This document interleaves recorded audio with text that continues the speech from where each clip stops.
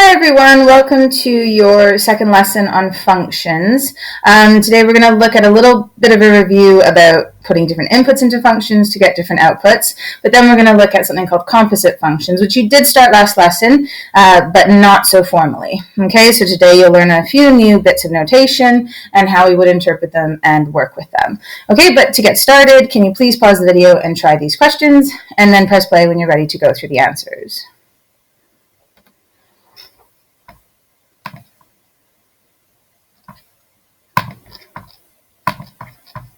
Okay, let's just make sure that focuses for us. Right, so in question 3a, they've told us that h is equal to 4x, and that x is equal to 3t, but they want you to write h in terms of t. At the moment, h is in terms of x. We're going to have to replace the x with something that has t in it. Okay, and luckily they've told us that x is 3t. So we start with the fact that h is equal to 4x, but we know that x is equal to 3t, and so literally what we're going to do is we're going to substitute the 3t in for the x, and that will cause h to be in terms of t. Okay, and we know that that's going to give us h is equal to 12t, and we're finished. Okay, lovely. Right, so for part B, they give us p is equal to x over 3. They tell us that x is equal to a half of y. Okay, so again, they want p in terms of y. So we need to take the value of x in terms of y and replace the x here. Okay, let's write this first though as y over 2, because that's going to be easier for us to work with. So we'll get p is equal to y over 2 all over 3. Technically 3 is 3 over 1, and so we're dividing fractions. If it helps, you can write that out as y over 2 divided by 3 over 1. Keep, change, flip. Okay, so we get y over 2 times 1/3, which would give us a final answer of p is equal to y over 6. Okay, and now you've got p in terms of y. Right, we then had part C, which gave us y is equal to x squared, and they told us that x is equal to h plus 3. So this time I'm going to put that in a bracket when I replace the x.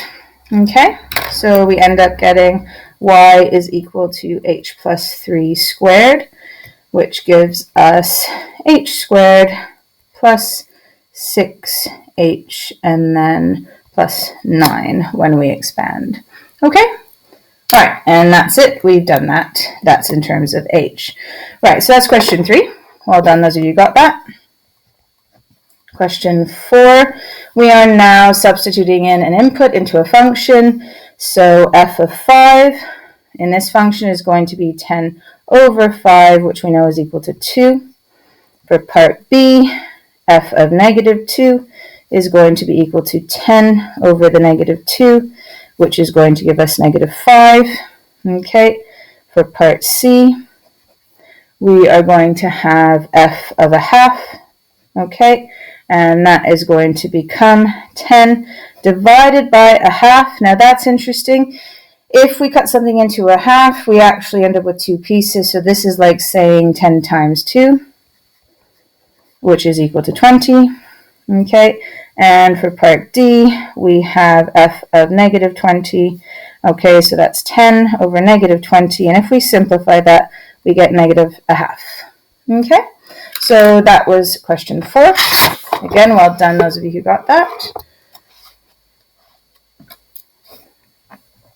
Okay, and question 5 is a reasoning question. It's telling us that function h is equal to 5x squared.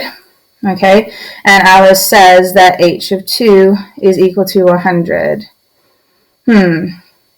Explain what she did wrong. Well, let's take a look.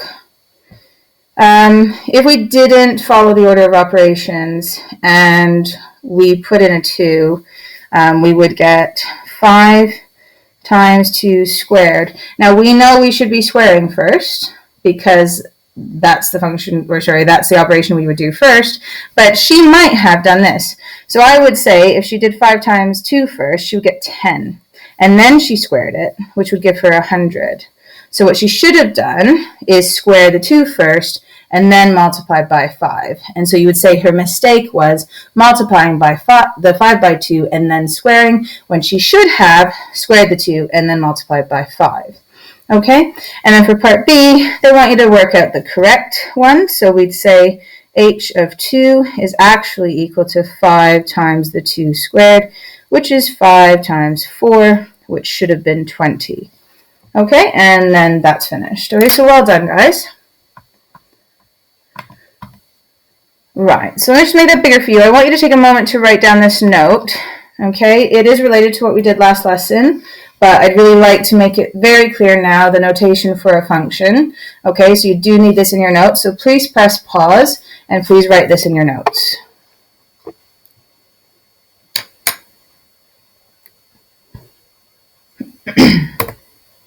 Okay, all right, so now that you've done that, I'd like you to try these questions, please. Question 6 and question 7 are both based on putting in the input, so replacing x with a value, and then substituting, solving. Okay, all right, so pause, try them, and then we'll go through them together.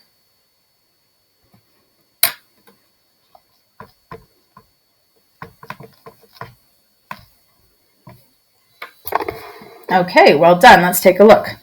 So in question 6a, they wanted us to do g of 3. Okay, so we know that it's going to be 2 times 3 cubed, which is going to be 2 times 27, which is going to be 54.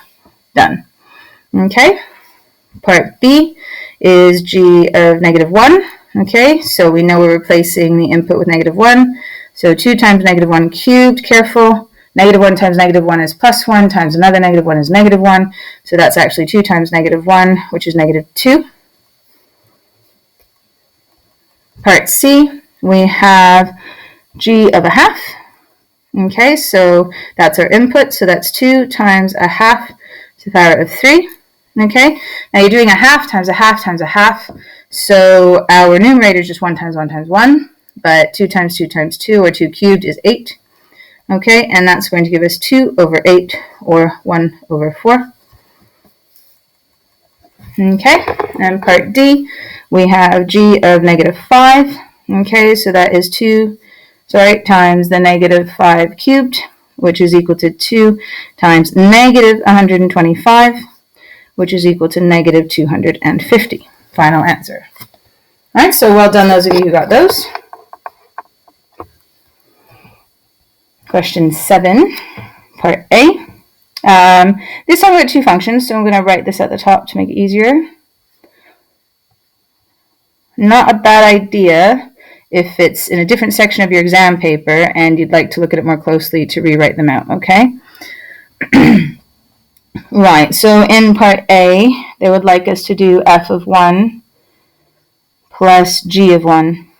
Okay, so that means we need to replace this x by a 1, so let's do that. So that's going to be 1 plus 1 cubed, and we are adding 3 times 1 squared. Okay, well that's 1 plus 1, which is 2, plus 3, which is equal to 5. All right, so hopefully that was okay. Right, for part B, they would like us to do f of 4 and then take away g of 2. That's fine, so let's put in a 4 here. So that's going to be 4 plus 4 cubed. Okay, and we're taking away, so I'm going to put this in a bracket just in case. And again, this time our input's a 2, and we're going into the function g. Okay, so we're going to do 3 times 2 squared. All right, but I put the minus there, so remember to take away all of it, okay? So 4 cubed, 4 times 4 is 16, times 4 is 64, plus a 4 is 68. Okay, and we are taking away 4 times 3, which is 12, which will give us a final answer of 56.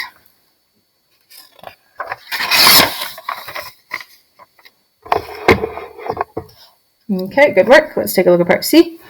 All right, so we've got f of 2 times g of 4. Okay, let's work that out. So f of 2 is going to be 2 plus the 2 cubed. Put that in a bracket now since we're multiplying. We'll put g of 4 in a bracket as well, so that's 3 times 4 squared. Okay, so 2 plus 8 is 10. and we are multiplying that by 16 times 3, which is 48. And so we get 480. Part D, we have g of 5 divided by f of 3. Okay, so let's figure out the top one. So that's 3 times 5 squared over 3 plus 3 cubed, which is equal to 3 times 5 squared is 3 times 25, which is 75, all over 3 cubed is 27 plus 3, which is 30. We can simplify and divide by 3, so that's 25 over 10, and then we can divide by 5 as well, which will give us 5 over 2, which you can keep as 5 over 2 or write as 2.5, up to you. Okay? Okay, so in part E, we did this last time, but this means that we're doubling the function, so we're doubling whatever g of 10 is. So that's going to give us 2 times, put that in a bracket just in case, 3 times 10 squared, okay, which we know is going to be 2 times 300, which is 600. Okay, you don't have to use a times sign, you can just use brackets, like I've taught you, but sometimes it just makes it a little bit easier when the questions get longer. And for part F, we're going to triple f of negative 1, and then we're going to take away g of 3. Okay, so we will use some brackets here. So it's going to be 3 times f of negative 1 is negative 1 plus negative 1 cubed, okay? And then we are taking away 3 times 3 squared. That gives us now negative 1 plus another negative 1 is negative 2. So that's 3 times negative 2 minus 3 times 3 times 3, which is 27. Okay, so that is negative 6 minus 27. They're both negative. It's like we're adding them together. So that is negative 33. All right, so well done on those, guys. Hopefully you did well there. And let's move to your next questions. I'm going to make them full screen again for you so that you can pause the video and work on them. And then we'll go through them. Okay? All right, so please press pause. It's going to take you a little bit of time. There's quite a few questions there. And then we'll go through the answers together.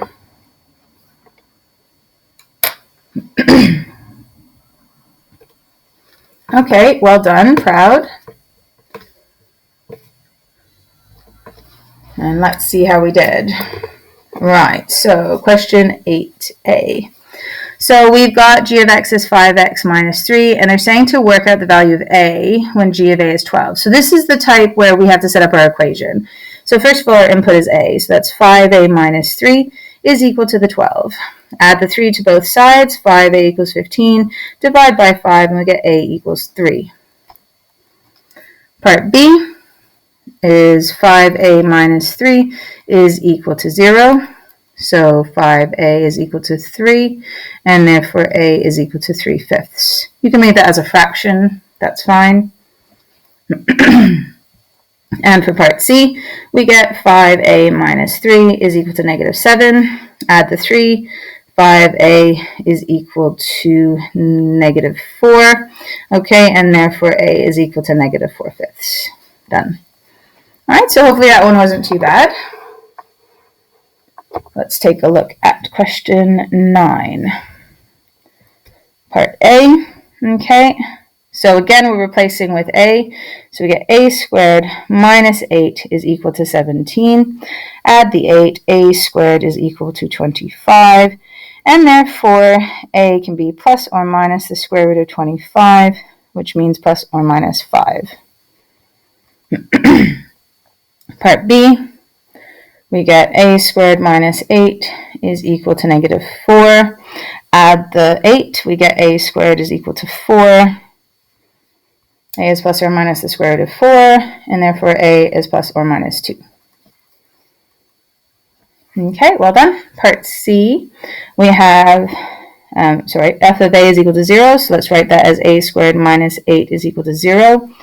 So a squared is equal to 8, which means that a is equal to plus or minus the square root of 8, Now, careful, we can simplify that surd. We should remember that from when we did the surds. So plus or minus root 4 root 2, which will give us that a is equal to plus or minus 2 root 2. Final answer. Okay, and part D, we have a squared minus 8 equals 12. Add the 8, we get a squared is equal to 20. A is equal to plus or minus root 20. Again, we can simplify this. So that's root 4 root 5. And so we get a is equal to plus or minus 2 root 5. All right, so well done, guys, if you got that. Proud. Just switch to another page. There we go. Okay, lovely. Right, question 10. Okay, so they've given us a lot of functions here, so we have to be careful about which ones we're using. So that's just a reading thing. You need to make sure you use the correct one. So the first one wants us to use an input of a in function f. So that's a brackets a plus 3 is equal to 0. And they want us to work out the values of a. Well, this is a quadratic already done for us. So that means that a could be equal to 0, or a plus 3 is equal to 0, meaning that a equals negative 3. So you've got two separate answers there. Okay, and part B wants us to look at function g. So that means that we have a minus 1 and a plus 5 is equal to 0. Okay, which would mean that a minus 1 could be equal to 0, or a plus 5 is equal to 0. So our solutions are 1 or negative 5. Okay, part C. Again, we're back to function f. Okay, so we need to have a brackets a plus 3 is equal to negative 2. Right, I'm going to have to expand and get everything onto one side again. So this is going to be a squared plus 3a plus the 2 is equal to 0. That's good. So we can now factorize a plus 1, a plus 2, which means that a plus 1 equals 0, or a plus 2 equals 0, giving us a equals negative 1, or a equals negative 2. Okay, well done on that one. And part D, we have g again, so let's put this in. So we have a minus 1 and a plus 5 is equal to negative 8. Let's expand. A squared minus a plus 5a is plus 4a, and then minus 5 is equal to negative 8. Add the 8, we get a squared plus 4a, plus 3, oh my goodness, is equal to 0. I'll learn how to write again, promise. Okay, right, so we got a squared plus 4a plus 3 equals 0. That gives us a plus 1 and an a plus 3 when we factorize, giving us a plus 1 equals 0, or a plus 3 equals 0, so a equals negative 1, or a equals negative 3. Lovely. Beautiful.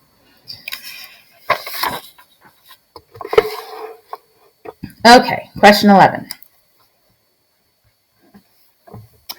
Right, so only one function this time, so less worried about making sure we get the right one. So let's take a look, because 5x minus 4, so let's see, they're telling us that we need to write these out in full. So f of x plus 5. Well, we know f of x is 5x minus 4, so that would be 5x minus 4 plus 5. Fine, which would be 5x plus 1. Done. Part B, we're going to have 5x minus 4 for the f of x, minus the 9, which will give us 5x minus 13. Part C, we had 2 times the 5x minus 4 for the f of x, which is going to be equal to 10x minus 8. Part D, we're multiplying it by 7. So that gives us 35x minus 28. Part E, this time we're now substituting in a 2x, so please be careful. So f of 2x, we're going to replace the x with 2x, so that's actually going to become 5 times 2x, and then minus the 4, okay, which is 10x minus 4. And part F, we're substituting in 4x. So f of 4x will become 5 times the 4x minus 4, which is 20x minus 4. Okay, so well done.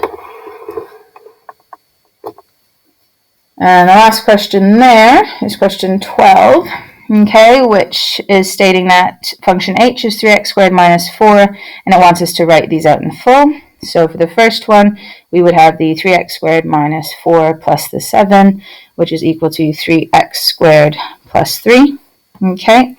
And for, that was part A, sorry. Part B, we would have 2 times that function, so 2 times the 3x squared minus 4. We expand that bracket and we get 6x squared minus 8. And for part C, we get h of 2x, so we're replacing the x with a 2x, so that's going to be 3 times 2x squared, so be very careful, that whole thing has to be squared, minus the 4, which gives us 3 times the 4x squared when we expand that bit, minus 4, which gives us 12x squared minus 4, so that one's done. And part D, we're replacing with a negative x, so that's 3 times negative x squared, okay, minus 4, which actually shouldn't be any different. Negative x squared is just x squared, so that's 3x squared minus 4, and that's finished, okay? Really, really good. It says, what do you notice about your answer to part D? I think we just stated that that was the same as the original function. Okay? All right. So I hope you noticed that too. Now, we are moving into something called composite functions, okay? So I need you to copy that down. So just press pause. I'll make that a bit bigger for you. And then I need to talk to you for a moment about that. Okay, so press pause, write that down, press play when you're ready to discuss it with me.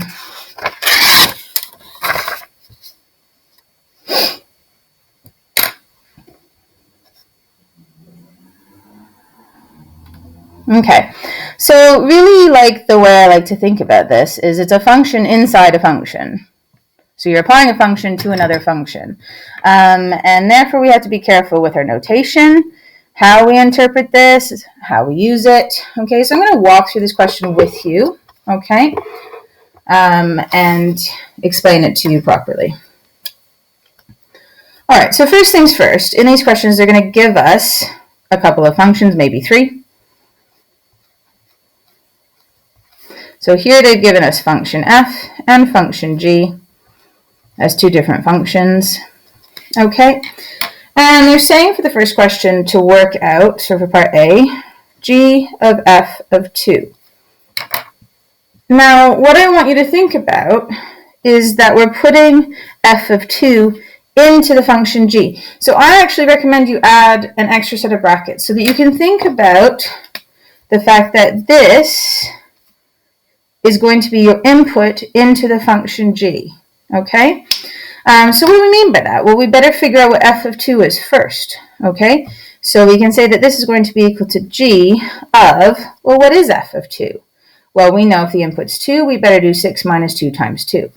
So we'll do 6 minus 2 brackets 2, okay? And that gives us g of 6 minus 4, which is 2. So now we can put the 2 into the function g. So we know that that's going to be equal to 2 squared plus 7, which is 4 plus 7, or 11, and we're done. So I want you to think about it like you're putting a function into another function. And for this question, that's a little bit easier because we're using numbers, and so our answer will be a number. But when we do composite functions with the functions by themselves, you will end up with an expression, okay? So I'll make sure to walk you through that as well today. But right now, I'd like you to pause and try B, C, and D, and then press play when you're ready to go through the answers.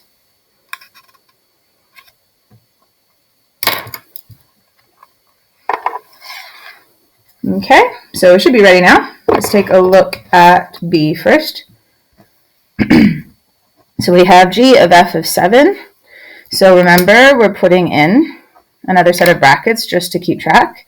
So that's g of f of 7. So f of 7 will be 6 minus 2 times 7, which is going to be equal to 6 minus 14, which is negative 8. So we're putting negative 8 now into g, so that's going to be negative 8 squared plus 7. So that's going to be equal to negative 8 squared plus 7, which is 64 plus 7, okay, which is 71. Okay, moving on to part C, we would have f of g of 4. Okay, so let's write that down. Careful now. We're putting function g into f, so we're going the other way now. Okay, so that's going to be f of g of 4. So that's 4 squared plus 7, which is f of 16 plus 7, which is 23. Okay, so with the 23, we're going to do 6 minus 2 times the 23, because we're now putting it into the function f, which is going to be 6 minus 46, which is negative 40. Okay, so hopefully that's making sense now. You're putting a function into another function. All right, and our last one, part D, is f of g of 5. So careful, put in that extra bracket. Remember, we're putting g into f this time. So let's do that. G of 5 is going to be 5 squared plus 7, which we know is 25 plus 7, which is 32. So for f, that's going to be 6 minus 2 times 32, which is going to be 6 take away 64. Okay, what do you think of it as negative 64? Add 6 might be a bit easier, which will be negative 58. Lovely, well done. Okay, and that's the purpose of a composite function, is so that we can apply functions to other functions. And that can happen in real life. You think about complicated formulas to work out medicines, we might have to apply different functions. Okay? Right, so new situation here is that we no longer have numbers. So we are now dealing with just the functions and putting them in. Now you did this last lesson with some of the substitution work, okay, but we hadn't called it composite functions yet. So that is actually what you were doing last lesson, getting started on this. So let's take a look at the first one together, and then I'll get you to try them and then go through them when we go through the solutions, okay? So for part A, they want us to do g of f of x. We've got new functions now, so make sure you can see them on the left. Now, I'm going to put in the full function. So I'm actually going to put all of the 4x minus 3 into g. So that's going to look like this, g of 4x minus 3. So that is the function f. I'm putting it in here. But of course, what am I doing in function g? Well, it says it's 10 minus the input. Well, that's our input. So actually, this is equal to 10. Take away this entire input. Now, it's really important that you put that in a bracket, because otherwise you're going to forget that it actually becomes a plus 3. So when you expand that, you get minus 4x, but then plus 3. So please make sure you use a bracket when you do this. So 10 minus 4x plus 3, which would simplify to 13 minus 4x. Okay? So that's that. Why don't you try B through F? Have a go. Press play when you're ready to go through the solution. So pause the video and then press play when you're ready to go through it.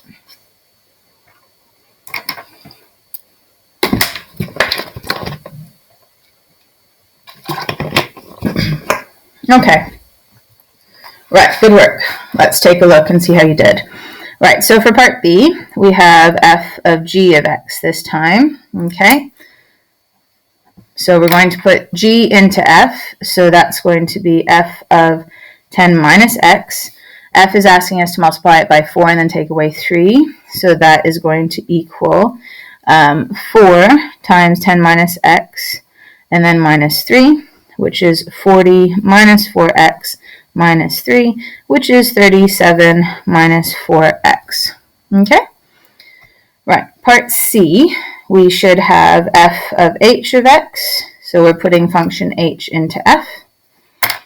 That's going to be equal to f of x squared plus 7. Okay, again, function f says to multiply by 4 and then take away 3. So we are going to have 4 times the x squared plus 7, take away the 3, which is going to be 4x squared plus 28 minus 3, which is 4x squared plus 25. Okay, so well done on that one. Let's take a look at part D.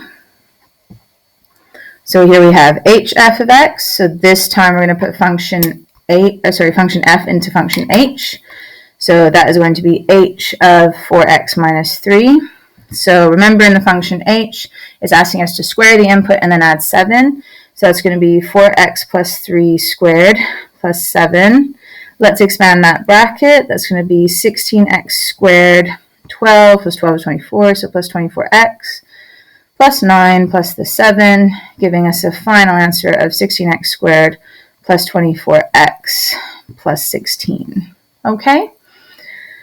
Right, part E, we have gh of x. Okay, so again, we're putting h into g. Let's take a look. That's going to be equal to g of x squared plus 7, because that's function h.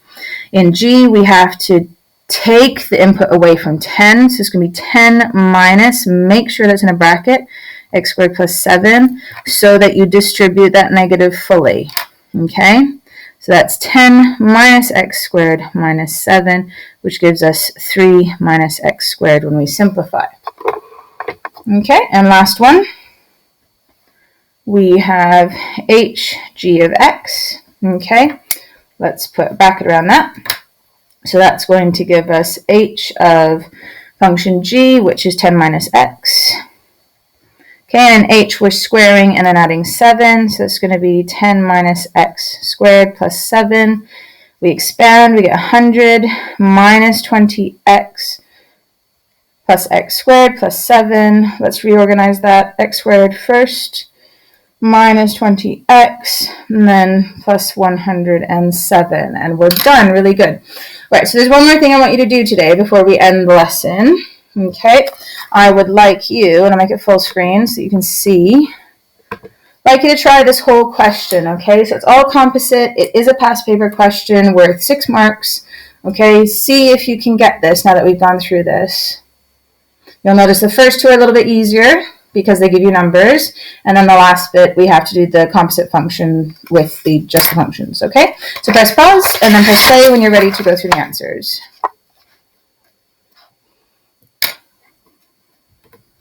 Okay, awesome work. Let's take a look. Let's see if you got it. Hopefully. We did lots of practice, so hopefully this one was okay.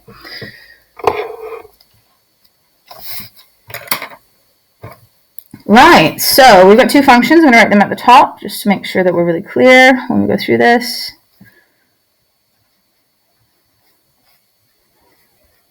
Lovely. Okay, so calculate the value of f of g of 2 is part A. So f of g of 2, that's fine. Okay, so we are putting in g of 2. Well, g of 2 is going to be 2 times the 2 plus a 4, which is going to become f of 8. We now put the 8 into function f, which is going to be 3 times 8 minus 1. Which is 24 minus 1, which is 23. Done. Okay, so that's part A. Well done, those of you who got that. Part B would like f of 3. Now, I hope nobody got confused here. You put it into function f, and then you put it into function f again once you've got the solution here. Okay, so you are allowed to do that, put something into a function more than once. Right, so let's take a look at function f. So that's going to be f of 3 times the 3 minus 1, which is going to be equal to f of 8. Okay, funny enough, we actually already know the answer to that, so we could be lazy and write that down, but I'm not going to. I'm going to actually write out the whole thing. There we go. Okay. Right, and finally, they would like us to do g of f of x. Okay, so this was the type of question we've just done, where we're putting in the function without any numbers. So that's going to be g of the 3x minus 1, because that is f of x. And then function g is wanting you to double the input plus 4, so we're going to double this. So 2 times the 3x minus 1 plus the 4, which is equal to 6x minus 2 plus 4, which is equal to 6x plus 2. Okay, final answer. Right, so I hope you guys got 6 out of 6 on that. If not, don't worry. If you need to go back and review and try a few more, that's fine. Just rewind and try the questions you found a little bit more tricky. But hopefully that was enough for you to totally master this. And next time we will be looking at inverse functions, which are pretty cool. And I've got a good way to do them, so you'll be fine. Okay, all right, so well done. Proud of you. And until next time.